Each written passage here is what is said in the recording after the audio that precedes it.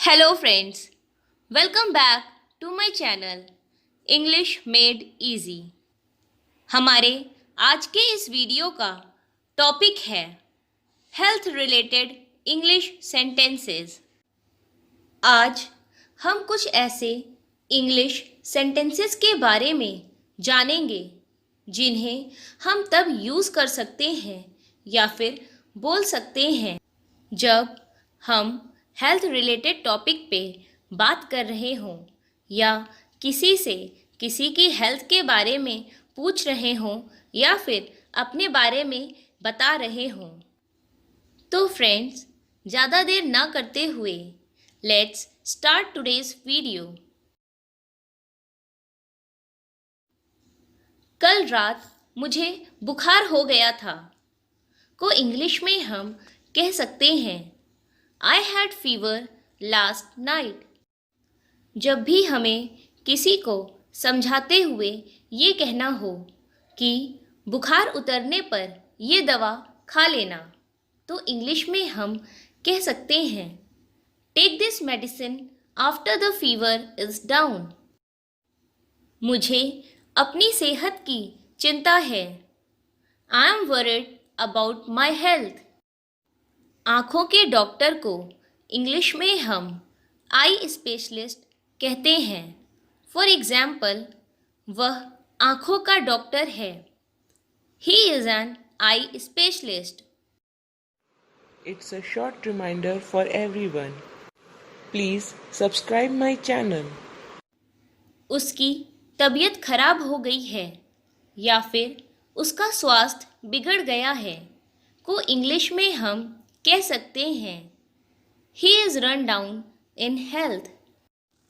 जब हमें यह बताना हो कि मेरे पैर के अंगूठे पर चोट आई है, तो इंग्लिश में हम कह सकते हैं I have hurt my big toe. उसके सब दांत ठीक हैं। All his teeth are intact. यहाँ इंटैक्ट का मतलब होता है पूरा या फिर बिना बिगड़ा हुआ। उसे एक आँख से नहीं दिखता। He is blind in one eye. मुझे प्रायः कब्ज़ रहती है को इंग्लिश में हम कह सकते हैं आई ऑफन हैव कॉन्स्टिपेशन। जब भी हमें कहना हो मेरा पेट खराब है, तो हम कह सकते हैं माई डाइजेशन इज़ बैड, या फिर हम कह सकते हैं माई स्टमक इज़ अपसेट। यहाँ दोनों ही सेंटेंस का मतलब सेम होता है। मेरा सिर धीरे धीरे दबाओ, इससे मुझे आराम मिलता है। Press my head gently, it's comforting। It's a short reminder for everyone. Please subscribe my channel. उसकी आँखें दुखती हैं और पानी बहता है। His eyes are sore and watering। यहाँ आँखें दुखने को इंग्लिश में हम sore, वहीं पानी बहने को हम वाटरिंग कहेंगे। आजकल शहर में डेंगू फैल गया है। These days dengue has spread in the city. यहाँ these days की जगह हम nowadays वर्ड का यूज़ भी कर सकते हैं। व्यायाम सभी रोगों की अचूक दवा है। Exercise is a Panacea for all diseases. यहाँ पैनेसिया का मतलब होता है अचूक, या फिर हम कह सकते हैं रामबाण।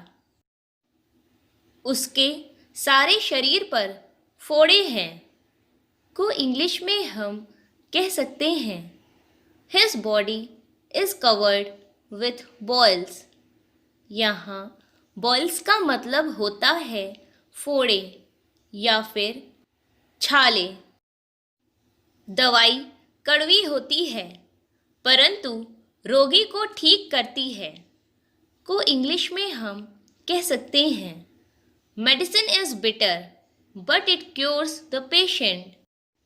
आजकल बुखार जोर पर है, डॉक्टर पैसा बना रहे हैं।